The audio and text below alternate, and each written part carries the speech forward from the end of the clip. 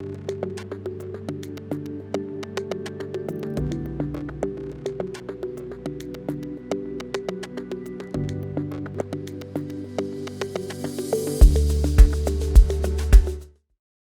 want to show you something really cool with the side walkway. So let's go over to the side walkway.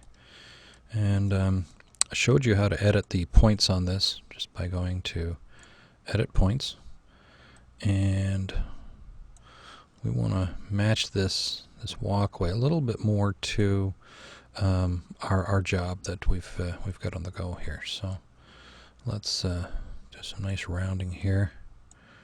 And we're going to make the pathway into some ridge-cliff here. So material, open that up, get down to our ridge-cliff, and notice how that follows the walkway. Now this might not be practical for ridge-cliff. It is for Copthorne, but not for ridge-cliff. So we can actually change that in our material direction button here. We can edit direction, and or we can turn that off, and now we've got a normal our normal pattern in between the border. Now if we want to match this this quartz stone, we can do that too. Go to border, and we'll just put in our Copthorne around the edge as a nice soldier.